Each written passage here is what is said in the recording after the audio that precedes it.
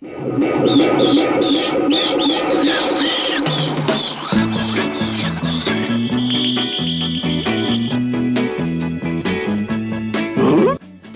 listeners. Just as you thought it was safe to go back to the Waffle, along came the spookiest edition yet. Be afraid, be very afraid. It's Halloween time, and here to guide you through all things Scooby-Doo are three panellists whom I've no doubt combined to make one heck of a Ghostbusters team. But who amongst them comes bearing treat, and who is going to be using tricks to claim the win? First up, this guest has spent the weekend dressed as Rogue from X-Men, and recently had to be dragged away from a collection of horror film magazines at another convention in Exeter. Back home now in Somerset, should things take an eerie turn tonight, we may not. No, as for in Bridgewater, no one can hear you scream. It's Cathy Smedley. Hello! Hello everyone in Orland. Oh, just Bridgewater. How are you? Yes, very well. Very well indeed. We should probably pretend like it is Halloween itself and we are gathered round a small candle in a pumpkin. Hand me the pumpkin soup. Next up, this man's university schedule reads thus. Sleep all day, party all night. Never grow old, never cry. It's fun to be a feckler. Cancelling a dinner date to be here tonight, and in doing so making a record third appearance in a year on the Waffle, it's Dan Scholes. Has anybody seen Dan? I'm sure he was behind us a minute ago. Dan? No.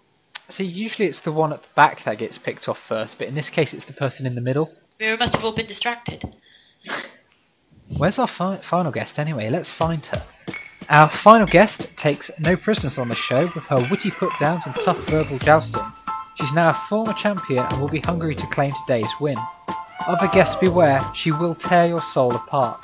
Please welcome Jennifer Roberts. Hey guys, it's getting spooky up in here. Yeah, we've lost Dan. Spooky up in this business. We're dropping like flies. I know. We're what, 2 minutes into the show, we've lost someone? Maybe we should split up and look for clues. We should definitely split up. Best plan. That plan always seems to work though in Scooby-Doo, although I'm pretty convinced that Fred just takes Velma and Daphne off and sits in the mystery van for a while, and leaves Scooby to solve it. Okay, well, let's try and find Dan, but in the meantime, let's crack on with the show.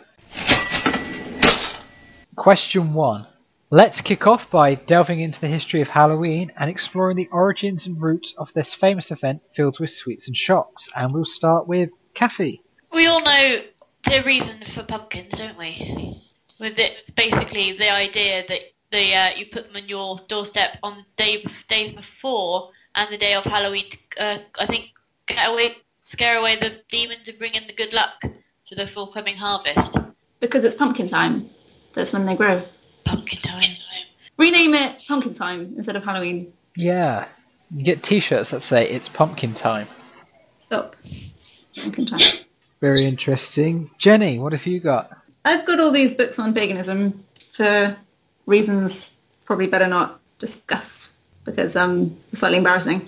But contemporary paganism and Wicca likes to cherry pick from what they would insist are pre-Christian rituals and religions. And so there's a lot of Irish mythology and Celtic mythology sort of used in dubious ways in Wicca and paganism, I think. And I got this interesting book, History of White Magic, that says that we kind of celebrate death at Halloween because in the cycle of the year, that's when the god dies, that he becomes the god of the underworld and leaves his pregnant wife, his goddess, on Earth. And the new god is then born at Christmas time or Yule when the years start getting longer. So Wiccans and pagans on Halloween, or Samhain, as they call it, it's kind of like New Year for them. They make new resolutions and they put an end to bad habits. They kill the bad habits and they think about new things and new life. I've always liked the way that other cultures celebrate Halloween or sort of death, like the Mexican Day of the Dead. That's always fun. Okay, that's a good start to the show. Any sign of Dan? Dan? It's okay, it's not a full moon, I think we're safe. That would explain a lot about university. And the hairiness of late. Yes, indeed. Dan is a werewolf. Spoilers. Question 2 now, and over the course of this show we're going to examine how our guests would fare in the event of a zombie apocalypse. In the case of Dan, not very well. So let's start with an important asset, What would be your weapon of choice? Jenny? An ice pick. Ice Because, yes, it doesn't need ammo, and it's small enough to hide if you're captured by the humans, and it's not going to get stuck in anyone's skull. You just pull it straight back out. Cat, what do you have? Zombies are taken out by massive head trauma and or taking off the head. So you'd have to have something pretty damn sharp. I'd probably have something like a rapier or something like that. I believe the Zombie Survival Guide says that a katana is probably the best. Yeah. By Max Imagine Brooks. A katana would be pretty awesome. I'm amazed that you haven't thought about this. Kathy, you have to get ready. Jesus. Yeah. I've got my zombie survival plan. All sorted. I mean, I've got a bow and 3 arrows, but, that's not going to get me very far. I'm not going to come and find either of you. I've got a cricket bat here as well, though.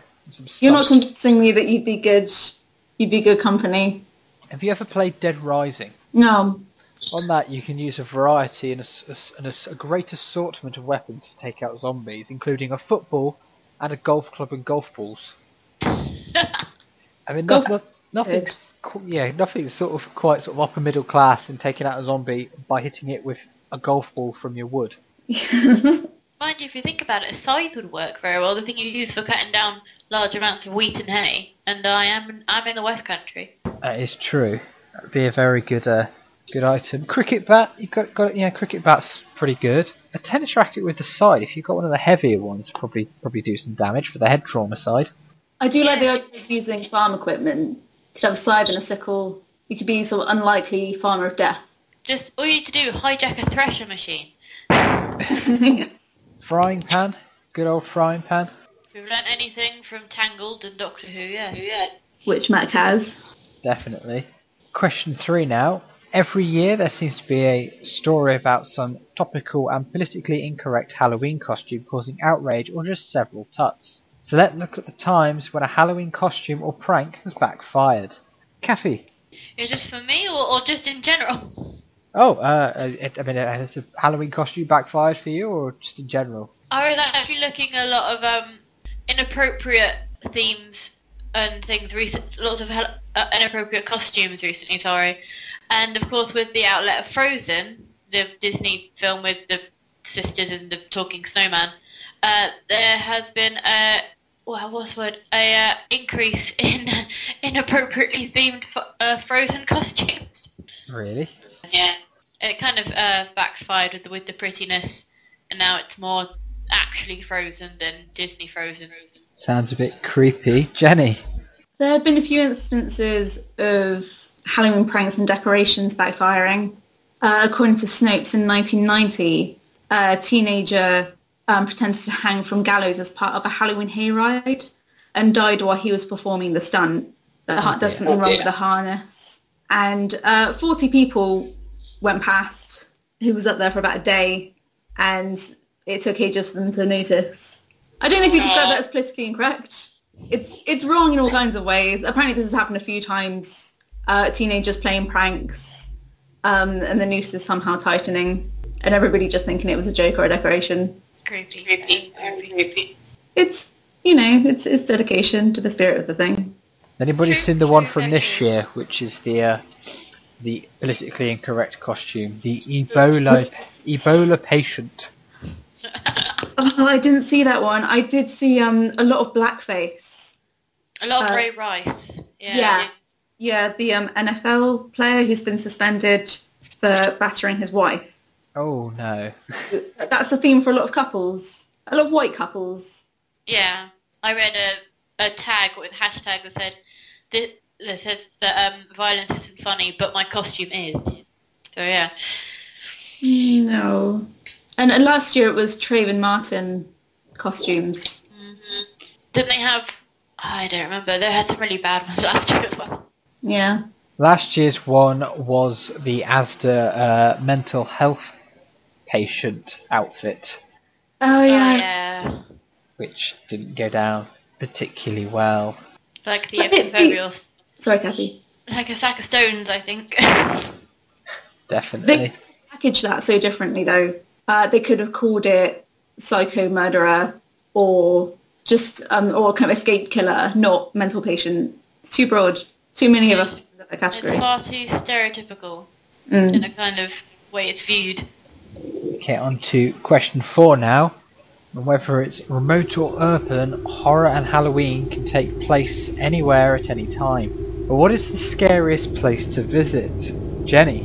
For me, it's Birmingham New Street Station. Train station. Yeah. It's the most soulless place. I hate having to go there. The fact that it's Birmingham outside, there doesn't seem to be any kind of decoration. It's confusing. I can imagine a kind of a Creep type scenario. Have you seen Creep? No, I've heard of it. Is that set near a train station? It's set in the London Underground, which is a brilliant setting. But being trapped in Birmingham New Street train station would be far scarier for me. Don't send me there again. I want to go back. Okay, Cathy. The scariest place to visit. Schools at night are pretty terrifying. I've had to be there once or twice doing rehearsals. Anywhere at night, really. But asylums, empty asylums, are uncomfortable. I don't like them. I've never visited one, but I've seen plenty on telly. Oh yeah, empty aside. It's just the random bits of medical equipment that's left around. Like not even packed and tied away. You see plenty of urban explorers posting pictures of like that, don't you? There was a really good one at work today. One of the people I work with was saying that when they moved into the place he's in now, and they went up the loft, right, the loft isn't boarded. You have to get around sort of very gingerly on the sort of the slats across the beams. Up the loft is a wing-back leather chair, carefully placed upon the beams. A wing-back chair facing away from the hatch, and on the wall is a portrait turned face away. So the face of the portrait is at the wall. So he's no clue what is on this picture. That's really creepy. That's a good setting. So we're not sure if it's some sort of Dorian Gray sort of witty practical joke the previous occupant is making, or whether there genuinely is something super creepy on that picture. That's something you'd like to leave behind you, wouldn't it? Just something inexplicable from your life. Forget a legacy. Forget doing some good in the world. Just scare the crap out of anyone who comes up to you. I reckon it'd be far creepier if the wing-back chair was a rocking chair, which just started rocking. Rocking chairs are super creepy. Like in The Conjuring, that was pretty uncomfortable. Definitely. There was one as well where we were shopping in Tesco's the other day, and we found the fake spongy severed limbs. Ooh. I thought when I moved out of the flat it would be super creepy if you got one of them and sort of tucked it right at the back of the loft. So the next occupant just finds a severed limb sticking out from somewhere. As long as you make it a bit more realistic, then I'm surprised. Yeah, you can do it. You can just leave loads of them in like an old bath. Dozens of them. Leave a shoe with a foot in it. Yeah. Okay, so we should have the scores now. On 13 points it's Jenny, and just ahead on 15 it's Cathy. Hey! I'm happy with 13, that's topical. How many points does Dan have? We need to find Dan. I'm finding it hard to make fun of Cathy. And there is still no sign of Dan. Question 5 now, and part 2 of our zombie apocalypse. Where would you be making your base? And we'll start with Jenny. It might be because I'm from Weston-super-Mare, but I always think of up here. If you can destroy or burn the walkway in some way, zombies can't swim, probably. They can't use you've seen Resident Evil. Oh, really? They live on a ship. Yeah, I think sort of somewhat isolated, like an island or a pier. You can live there for a bit. It's not something that other people would immediately think of. So then once all the candy floss runs out, you can go back to shore for supplies without too much trouble. Okay, Cathy. Depending on the kind of zombie that you have, if it's a rage grumpy zombie or if it's a slow shambling one. If it's a slow one, you just basically lock yourself in somewhere, because they'll have not very much dexterity than just bash against the door till you get in. So in that case, I'd go with the Day of the Dead, Dawn of the Dead, where they lock themselves in a shopping centre.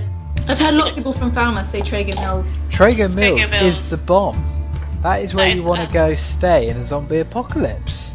Or Cribbs Causeway if you're down in the West Country. And if you like UKIP. If you like what? UKIP. Trago Mills. That is true about Trago Mills. There is actually a game that our lecturer taught us called Zombie Apocalypse, and it was her son played it, and you go to Trago Mills and you find everything you would need in a zombie apocalypse, and Trago Mills has everything you would need in a zombie apocalypse.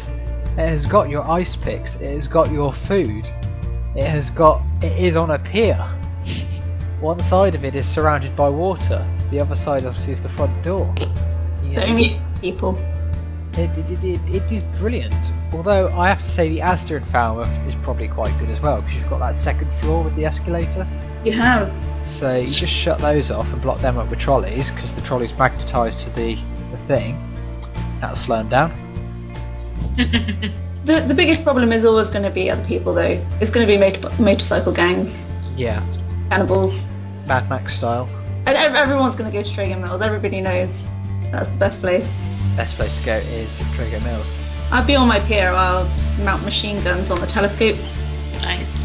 Good plan. Be awesome. London would be pretty rubbish, because the So, tube yes, would be so pretty much written off. any city. Would you rather be urban or rural when the outbreak occurred? Definitely. Roro, one of my friends made a good point in that if there was a zombie apocalypse, the Quantox or the malls would be very good, because the zombies aren't going to go there because there's no food there.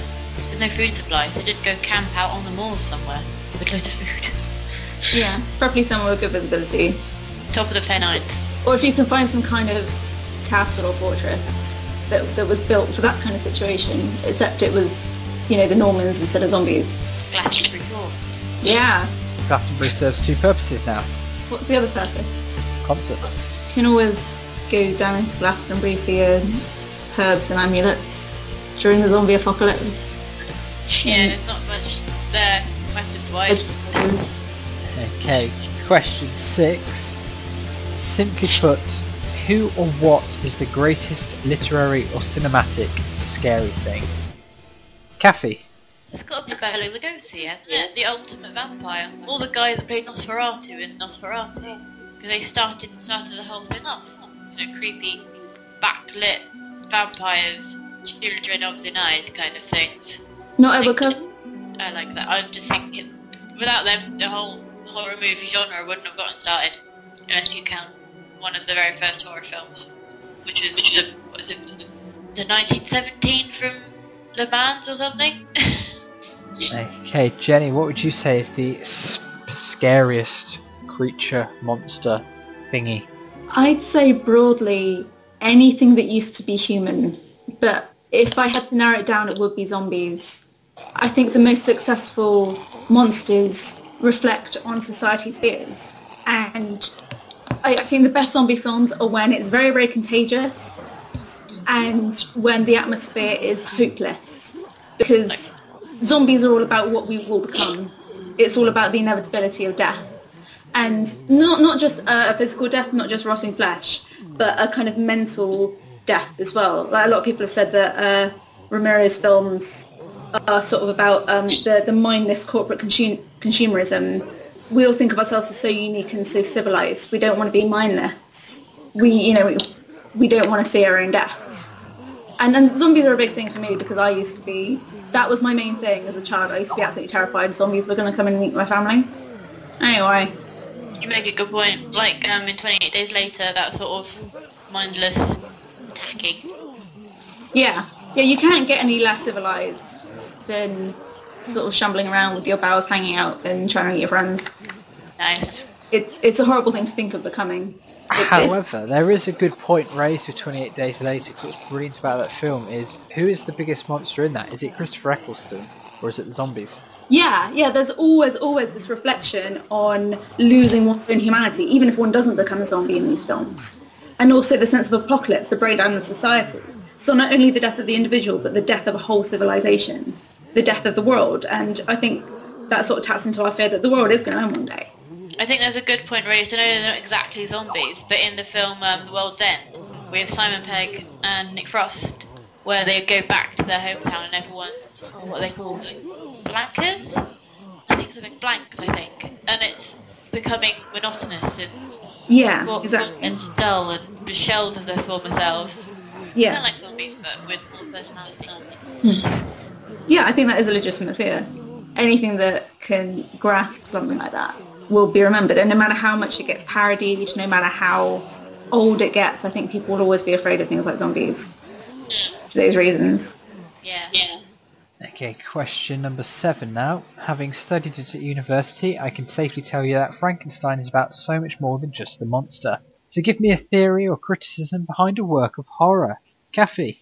I really like the theories presented in The Shining, sort of the idea that obviously the big conspiracy theories, that it was faking of the moon landing, that it was saying that it was built on Indian burial ground, all these sorts of things that if you look deeply into, if you watch the recent documentary, Room 237, I think, they explore sort of the idea of what Kubrick was trying to get at in this film, and the ideas of power play in the whole film with Wendy and Jack. Kind of the idea that the hotel is not the hotel, it's in fact just a metaphor for Jack's mindset at that time. And the more he gets mad, the worse the weather gets. I think it's also really interesting just how much Stephen King disagreed with Kubrick. He absolutely hated the film. I think they're two really great works, but really, really different interpretations. Yeah. Just makes for a lot of interesting material. The book is absolutely fascinating. Yeah. I must say I prefer the book. Ditto. But they're so different. I need to read and see them. Oh, Mac. I'm sorry, I'll be on it soon. Okay, and Jenny, with all your books on the occult there, you must have some good knowledge of criticism behind horror. I have a book on one of my favourite horror franchise, which is The Ring, which started with a novel. I think it's now 5 novels or 4 novels and a short story by Koji Suzuki, I think. And it's about something that spreads. It's about something that has to be passed on. And there's in this book, it's by Dennis Meikle. It talks about how the franchise has become so massive. It started off from some kind of cult novels and was made into a film, which had prequels and sequels and was then remade in Korea. It was remade in America. There are 2 Ring video games. Really? Yeah. This reflects the story. In the original novels, there was also... It got really weird. The sequels got really odd. I really, really recommend Suzuki's novels. There's stuff to do with the smallpox virus in there. There's stuff to do with cloning and breeding. It's just all stuff to do with being replicated and cloned and passed on and passed on. It's that contagion again. And you could kind of argue that the popularity of it reflected the plot. But, there are lots of horror franchises. But there's a chapter in this book called The Ring Virus that goes into... It doesn't just talk about the way its own story gets replicated. It credits Ring with inspiring the whole contemporary Japanese ghost story craze, which has in turn inspired Hollywood recently. So I think that's really cool. I think that's really cool the way it's catching, it's been passed on like the original videotape and story had to be. That's very good. Okay, let's have some scores now. And it's very close on 26 each. Cathy and Jenny. Ooh. 2 times 13. Oh, yes, double the Halloween fear factor. Spooky wooky. And in case you're hearing any beeps in the background, that is Dan trying to communicate from the other side. He unfortunately still can't find his way back to us, wherever he is. Tell him to head towards the light. Head towards the light, Dan. Maybe he's going to come back at the end as a zombie. Question 8 now. What is your favourite part of Halloween or favourite Halloween memory? Cathy? I absolutely love Halloween stories, sitting around a fire, trying to freak each other out with even more terrifying stories than the last one, or trying to make your mates fall for Halloween tricks, which is always quite fun, and I got duped into quite a lot as a child. What is the best Halloween trick you've ever been in on? I don't know, we once convinced my mate to go in. We used to go out to this big house, and we wanted to convince him that it was completely fine to go into the woods. I think we'd sort of kicked a football accidentally over the hedge, and then we rushed him in the forest with it. Well, that was quite funny. Made him jump, but it was all good. As long as it's good, clean fun, it is funny. That's the important bit. And they never speak to each other again. Kids, if you're going out to trick tonight, as long as it's good, clean fun, It's acceptable. Don't Most make anybody upset on purpose. No. Okay, Jenny. I really love the costumes. My favourite Halloween memory was a costume idea my mum came up with for my brother and I. My parents weren't too crazy about the trick-or-treating thing, but they did let us have Halloween parties, which always went down really well. And my mum's a really creative person, so I don't think she could resist the costumes either. But she came up with the idea of... She had this tube of the peeling face mask. Nice. So for corpse makeup, she sort of let it set on mine and my brother's faces and sort of peeled it half off so it looked like our skin was kind of shedding. And, you know, we were sort of 7, 8 years old. Everyone was sort of dressed as cute ghosts and vampires and stuff and just shedding dead skin. I thought that was very cool of her. Okay, question number 9 now, and time to wrap up our zombie apocalypse storyline. Which 2 people would you have with you as part of your survival team? And I'm pretty certain we can safely say Dan would not be on your survival team as he can't log into Skype.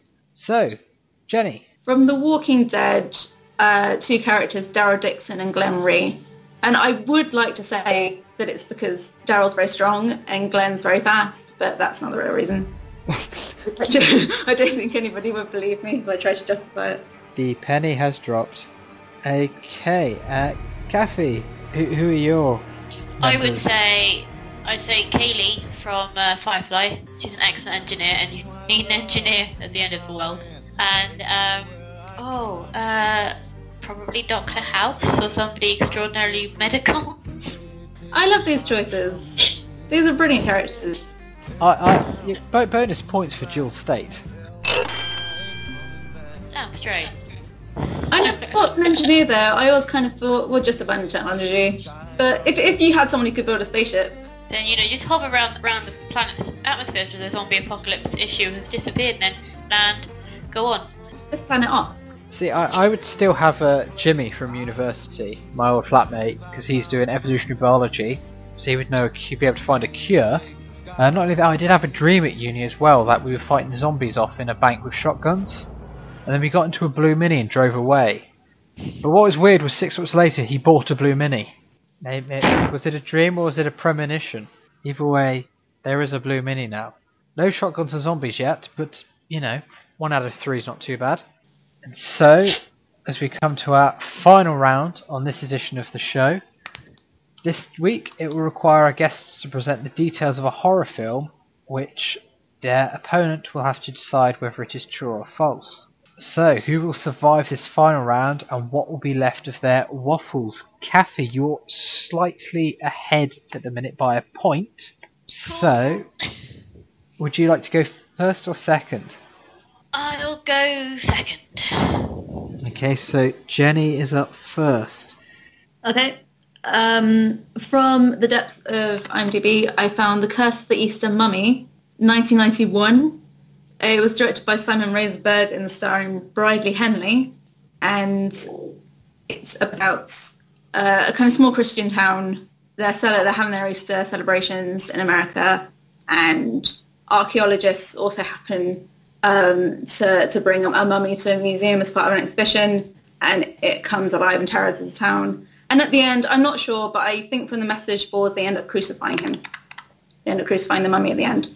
Nice. Sounds full of hope. Yep. Okay, and Cathy, what is your film that you have found or invented even? Well, mine is called The Girl Next Door from 2007. It already sounds terrifying, doesn't it? Directed by Gregory Wilson and starring a plethora of actors I've never heard of. This basically follows torture and things committed by a teenage girl, and no one suspects a thing. Okay, so we have the curse. Was it the curse of the Eastern Mummy? Easter Mummy. Easter Mummy. As in Easter Bunny, I think. Sounds like a beautiful B-movie. And with a religious message. Yes, always carry smelling salts. Okay, so Curse of the Easter Mummy. Do you think that's true or false, Cat? I really want it to be true because I love puns Okay, and Jenny, what do you think about The Girl Next Door? I know there is a film called The Girl Next Door.